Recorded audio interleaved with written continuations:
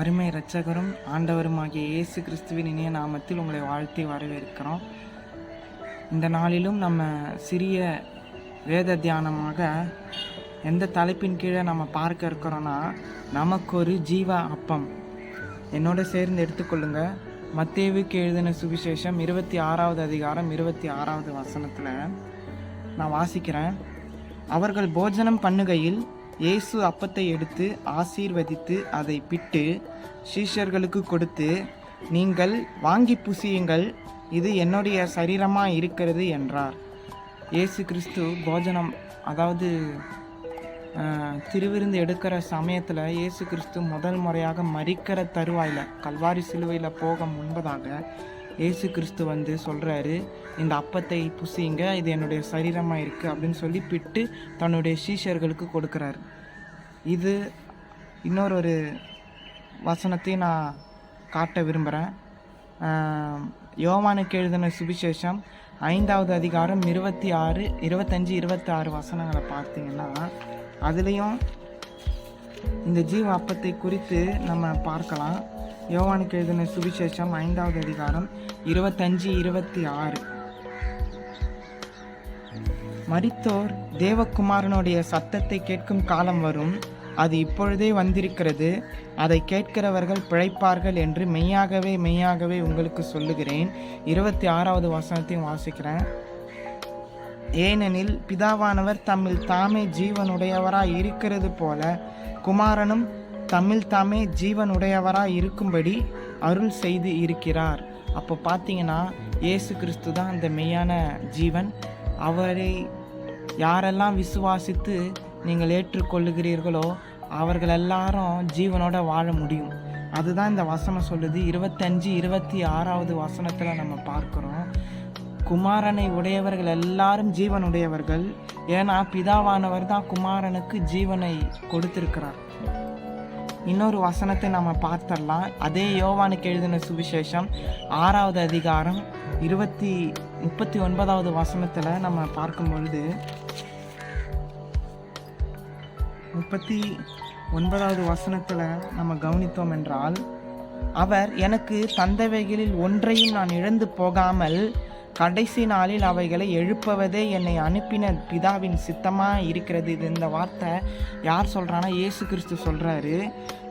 அவர் எனக்கு கொடுத்ததன்ல நான் ஒன்றையும் இழந்து போகாமல் கடைசி நாளில் அவைகளையெல்லாம் நான் எழுப்புவதற்காக பிதா எனக்கு ஒரு வேலையை கொடுத்திருக்கிறார், அவருடைய சித்தத்தை செய்ய என்னை நியமித்திருக்கிறார் என்று சொல்லி இயேசு கிறிஸ்து இங்கே சொல்கிறாரு. அப்போது பிதாவுக்கு என்ன சித்தம்னா, ஒருவரும் கெட்டு போகாமல் நித்திய ஜீவனை அடைய வேண்டும். அதுதான் பிதாவாகிய தேவனுடைய சித்தமே. அப்போது இன்றைக்கு எத்தனையோ மனிதர்கள் இயேசு கிறிஸ்துவை அறியாமல் இருக்கிறார்கள். ஆனால் நம்ம எல்லாம் உருவாக்கின தேவனுக்கு என்ன ஒரு சித்தம்னா, அவருக்கு என்ன விருப்பம்னா, ஒரு மனிதனும் கெட்டு போகாமல் நித்திய ஜீவனை அடைய வேண்டும் என்பதே நம்மளை படைத்த கடவுளுக்கு பெரிய விருப்பமாக இருக்கிறது. அதுதான் இயேசு கிறிஸ்துங்க சொல்கிறாரு, நான் எதற்காக இந்த பூமியில் வந்தேன், எதற்காக கல்வாரி சிலுவையில் மரித்தேன் அப்படின்ற ஒரு காரணத்தை இந்த யோவான் 6வது அதிகாரம் 39வது வசனத்தில் சொல்கிறாரு. பிதா எனக்கு கொடுத்த எந்த ஒரு உயிரையும் எந்த ஒரு ஆத்மாவையும் நான் இழந்து போகாமல், அது நான் வருகை வரையிலும் அந்த கடைசி நாள் வருகையில் அவைகளை நான் எழுப்பணும். அப்போது அதனால் பிதா எனக்கு தம்முடைய வேலையை, அவருடைய சித்தத்தை எனக்கிட்ட ஒப்பு கொடுத்துருக்கிறாரு அப்படின்னு இயேசு கிறிஸ்து இங்கே சொல்கிறாரு.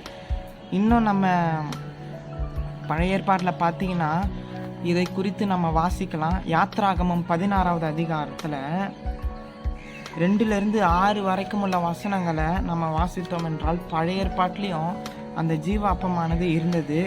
அதையும் நம்ம பார்த்துடலாம். பழைய ஏற்பாட்டில் யாத்ராகமம் 16வது அதிகாரம் 2லிருந்து 6 வரைக்கும் உள்ள வசனங்கள் நான் வாசிக்கிறேன். அந்த வனாந்தரத்திலே இஸ்ரவேல் புத்திரராகிய சபையார் எல்லாரும் மோசேக்கும் ஆரோனுக்கும் விரோதமாக முறுமுறுத்து தாங்கள் இறைச்சி பாத்திரங்கள் அண்டையிலே உட்கார்ந்து அப்பத்தை திருப்தியாக சாப்பிட்ட எகிப்து தேசத்திலே கர்த்தரின் கையால் செத்துப்போவமையானால்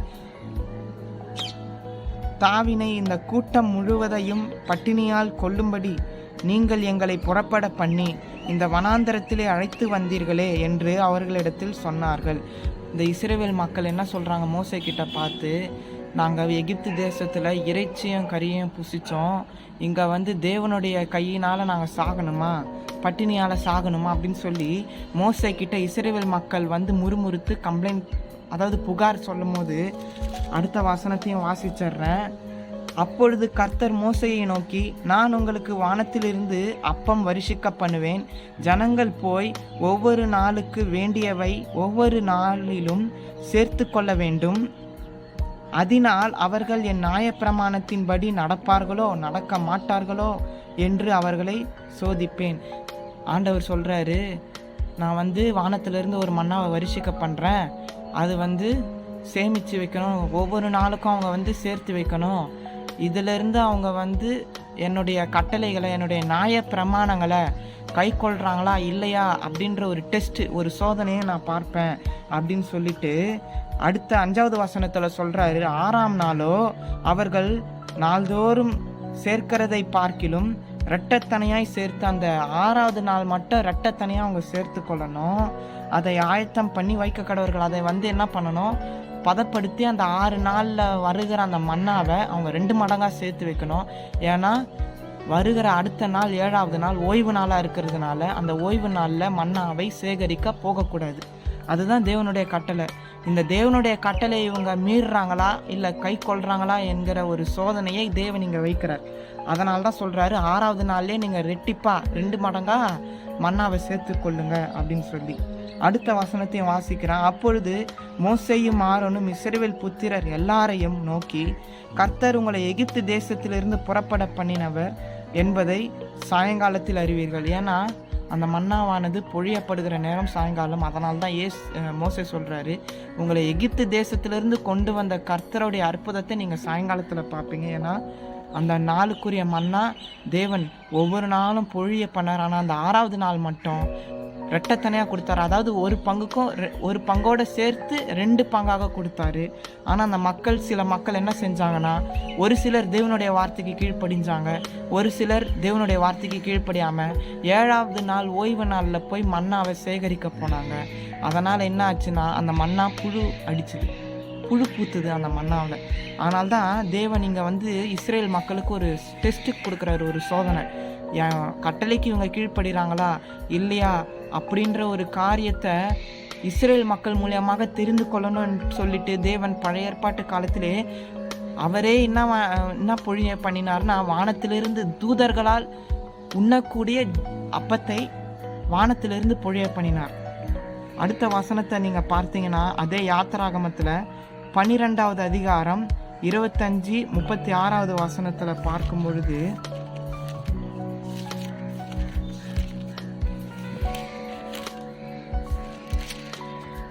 யாத்திராகமும் 12வது அதிகாரம் 25, அதன் பிறகு 36, இந்த 2 வசனத்தை நம்ம பார்க்கலாம். கர்த்தர் உங்களுக்கு தாம் சொன்னபடியே கொடுக்க போகிற தேசத்திலே நீங்கள் போய் சேரும்பொழுது இந்த ஆராதனையை கை கொள்ள கடவீர்கள். அதே 36வது வசனத்தை நான் வாசிக்கிறேன். கர்த்தர் ஜனங்களுக்கு எகிப்தியரின் கண்களுக்கு தயவு கிடைக்கும்படி செய்ததினால் கேட்டதை அவர்களுக்கு கொடுத்தார்கள். இவ்விதமாய் அவர்கள் எகிப்தியரை கொள்ளையிட்டார்கள். அப்போது இந்த கதையோடு நம்ம பார்க்கும்பொழுது தேவன் மோசேயை கொண்டு இஸ்ரேல் மக்களுக்கு அநேக காரியங்களை செய்யாமல் இல்லை. அதே நேரத்தில் பழைய ஏற்பாட்டில் பார்க்கும்பொழுது வானத்திலிருந்து வருஷிக்க பண்ணினார் மன்னாவை. ஆனால் புதிய ஏற்பாட்டில் பார்க்கும்பொழுது யோவானுக்கு எழுதின சுவிசேஷம் 6வது அதிகாரம் 27வது வசனத்தில் புதிய ஏற்பாட்டில் நம்ம எடுத்துக்கொள்வோமானால் அதில் இயேசு கிறிஸ்து ஜீவ அப்பமாக தன்னையே ஒப்பு கொடுக்கிறார். ஆனால் அந்த வசனத்தில் நம்ம பார்த்து விளக்கத்தை அடைவோம். நான் வாசிக்கிறேன். யோவானுக்கு எழுதின சுவிசேஷம் 6வது அதிகாரம் 27வது வசனத்தில், அழிந்து போகிற போஜனத்திற்காக அல்ல, நித்திய ஜீவன் வரைக்கும் நிலைத்திருக்கிற போஜனத்திற்காகவே கிரியையை நடப்பியுங்கள். அதை மனுஷகுமாரன் உங்களுக்கு கொடுப்பார். அவரை பிதாவாகிய தேவன் முன் குறித்து இருக்கிறார் என்றார். அப்போ முத்தரித்து இருக்கிறார். ஏன்னா இயேசு கிறிஸ்து ஒரு ஆலோசனை சொல்கிறாரு. நம்ம எல்லாருக்கும் ஒரு பொதுவான ஆலோசனை. இது அந்த காலத்து சீஷர்களுக்கு மட்டும் இந்த ஆலோசனை இல்லை, இன்றைக்கு நம்மளையும் பார்த்து சொல்கிறாரு. அழிஞ்சு போகிற சாப்பாட்டுக்காக நீங்கள் வாழாமல் நித்திய ஜீவனுக்காக வாழுங்க. ஏன்னா இன்றைக்கி நம்ம சாப்பிடுகிற இந்த சாப்பாடு அழிந்து போகிற ஒரு சாப்பாடு, திருப்தி இல்லாத ஒரு நிலையை உண்டு பண்ணும். ஒரு வேளை நம்ம சாப்பிட்டாலோ அது அடுத்த நிமிஷம் பசியை தூண்டுகிறதா இருக்கும். நம்மளுடைய சாப்பாடு இந்த உலகத்துக்குரிய சாப்பாடு. ஆனால் அழியாத ஒரு உணவு இருக்குது. அந்த உணவை நோக்கி தான் நம்மளுடைய பயணம் இருக்குது. நித்திய ஜீவனுக்கு ஏதுவான காரியங்களை நம்ம கை கொள்ளணும். ஏன்னா இயேசு கிறிஸ்துவே அந்த ஜீவ அப்பமாக இருக்கிறார். வானத்திலிருந்து இறங்கின ஜீவ அப்பம். இந்த அப்பத்தை புசிக்கிற எவனும் ஜீவ காலமெல்லாம் இருப்பான்னு சொல்லி இயேசு கிறிஸ்து சொல்கிறார். தன்னுடைய சரீரமாகி அப்பத்தை கொடுக்கும் பொழுது சொல்கிறாரு, இந்த அப்பத்தை புசித்து என் இரத்தத்தை பானம் பண்ணுகிறவனுக்கோ நித்திய ஜீவன் உண்டு, கடைசி நாளில் அவனை எழுப்புவேன்னு சொல்கிறாரு. அப்போது அழிந்து போகிற இந்த போஜனத்தை நோக்கி மனிதர்கள் ஓட வேண்டாம். ஏன்னா அதை காட்டிலும் மேலான ஒருவர் நமக்கு நித்திய ஜீவனை கொடுக்க இருக்கிறாரு. நித்திய அப்பமாகிய இயேசு கிறிஸ்துவை பிடித்து கொள்ளுவோம். அதுதான் புதிய ஏற்பாட்டு பிரகாரம் இயேசு கிறிஸ்து நமக்கு போதிக்கிற கட்டளை. யோவானுக்கு எழுதின சுவிசேஷம் 6வது அதிகாரம் 31 35 வரைக்கும் நம்ம பார்த்தோம்னா, நான் வாசிக்கிறேன். வானத்திலிருந்து அவர்களுக்கு அப்பத்தை புசிக்க கொடுத்தார் என்று எழுதியிருக்கிறபடி தம்முடைய பிதாக்கள் வனாந்தரத்தில் மன்னாவை புசித்தார்கள். நான் ஏற்கனவே பழைய ஏற்பாட்டில் வாசித்தேன் பார்த்தீங்களா, யாத்திராகமோ. அதை தான் இங்கே சொல்ல வருது இந்த வசனம். பழைய ஏற்பாட்டில் இஸ்ரவேல் மக்கள் வானத்திலிருந்து வந்த மன்னாவை புசித்தார்கள். 32வது வசனத்தை வாசிக்கிறேன். இயேசு அவர்களை நோக்கி, வானத்திலிருந்து வந்த அப்பத்தை மோசே உங்களுக்கு கொடுக்கவில்லை, என் பிதாவோ வானத்திலிருந்து வந்த மெய்யான அப்பத்தை உங்களுக்கு கொடுத்திருக்கிறார் என்று மெய்யாகவே உங்களுக்கு சொல்லுகிறேன். ஏன் நான் அடுத்த வசனம் வாசிக்கிறேன். வானத்திலிருந்து இறங்கி உலகத்துக்கு ஜீவனை கொடுக்கிற அப்பமே தேவன் அருளிய அப்பம் என்றார். அதுக்கப்புறம் வாசிக்கிறேன். அப்பொழுது அவர்கள் அவரை நோக்கி, ஆண்டவரே, இந்த அப்பத்தை எப்பொழுது எங்களுக்கு தர வேண்டும் என்றார்கள். அதுக்கு ஆன்சர் சொல்றார் இயேசு கிறிஸ்து. அடுத்த வசனம், இயேசு அவர்களை நோக்கி, ஜீவ அப்பம் நானே, என்னிடத்தில் வருகிறவன் ஒரு காலமும் பசி அடையான், என்னிடத்தில் விசுவாசமாக இருக்கிறவன் ஒரு காலமும் தாகமடையான். அடுத்த வசனத்தையும் வாசிக்கிறேன்.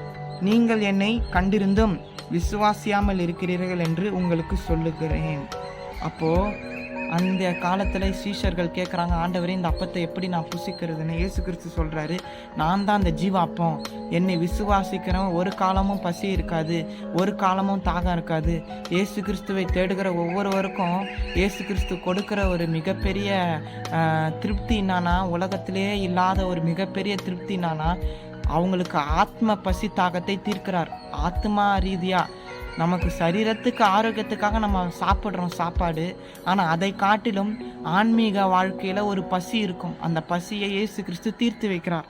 அவரே ஜீவ அப்பமாக நம்முடைய வாழ்க்கையில் பிரவேசிக்கும் பொழுது அந்த ஜீவ அப்பமானது நமக்கு இந்த உலகத்துக்குரிய பசியை நீக்குது. ஏன்னா இந்த எதை தேடி போகுதுன்னா, எதுலையாவது சந்தோஷம் கிடைக்குமா, ஏதாவது ஒரு திருப்தியான ஒரு வாழ்க்கை கிடைக்குமா என்று உலக மக்கள் ஓடுறாங்க. ஆனால் அதை விட மேலான ஒரு திருப்தியானது இந்த ஆன்மீக வாழ்க்கையில் இருக்குது. இயேசு கிறிஸ்து நமக்கு சொல்கிறாரு, என்னை கண்டடைகிறவனுக்கோ என்னை விசுவாசிக்கிறவனுக்கோ பசி இருக்காது, தாகம் இருக்காது. ஏன்னா அதை இந்த உலகம் கொடுக்குற மன்னாவை அல்ல, வானத்திலிருந்து வந்த மன்னாவை காட்டிலும் நான் கொடுக்குற அப்பம் என்றென்றைக்கும் ஜீவனுள்ள அப்பமாக இருக்கிறது. அந்த அப்பம் நான் தான் அப்படின்னு இயேசு கிறிஸ்து தன்னையே அறிமுகப்படுத்துகிறார். அப்போது இனி வருகிற உலகத்தில் இந்த ஒரு பிரதானமான வாக்கு தத்துவம் இயேசு கிறிஸ்து நமக்கு தராரு. வெளிப்படுத்தின விசேஷம் 2:17 பார்க்கும்பொழுது, ஒரு அவருக்குள்ளாக வாழ்ந்து அவருக்குள்ளாக சாட்சியாய் மரிக்கிற, அவருக்குள்ள நிலையாய் நின்று வாழுகிறவர்களுக்கு ஒரு மிகப்பெரிய வாக்கு தத்துவம் இயேசு கிறிஸ்து தராரு. வெளிப்படுத்தல் 2:17 வாசிக்கிறேன். ஆவியானவர் சபைகளுக்கு சொல்லுகிறதை காதுள்ளவன் கேட்க கடவன். ஜெயம் கொள்ளுகிறவனுக்கு நான் மறைவான மன்னாவை புசிக்க கொடுத்து அவனுக்கு வெண்மையான குறிக்கல்லையும் அந்த கல்லின் மேல் எழுதப்பட்டதும் அதை பெறுகிறவனே அன்றி வேறொருவனும் அறியக்கூடாததுமாகிய புதிய நாமத்தையும் கொடுப்பேன் என்று எழுது. அப்போது இயேசு கிறிஸ்துவை விசுவாசிப்பவன் மாத்திரமல்ல, அவருக்குள்ளாக உண்மையாக வாழ்ந்து அவரை சார்ந்து வாழ்ந்து கடைசி வரைக்கும் தன்னுடைய ரட்சிப்பை காத்து கொள்ளுகிறவனுக்கு என்ன ஒரு ஆசீர்வாதம்னா, வெளிப்படுத்தல் 2:17 சொல்லுது, புதிய நாமத்தையும் அந்த குறிக்கல்லின் மேலே புதிய நாமத்தை எழுத தருவாராம். அது மட்டும் இல்லாமல் வெண்மையான வஸ்திரத்தையும் தரிப்பிப்பாராம். வெள்ளை ஆடையை உடுத்து விட்டு அந்த ஜெயம் கொள்ளுகிறவனுக்கு மறைவான மன்னாவையும் தருவாராம். அந்த மன்னா அவனுக்கு மட்டுமே. அந்த புதிய பெயர் அவனுக்கு மட்டும்தான் தெரியும். வேற ஒருவனுக்கும் அந்த புதிய பெயர் யாருக்குமே தெரியாது. அப்படிப்பட்ட ஸ்லாக்கியத்தை நாம் பெற்றுக்கொண்டு நித்தியமாய் நாம் தேவனோடு வாழ்வோம்.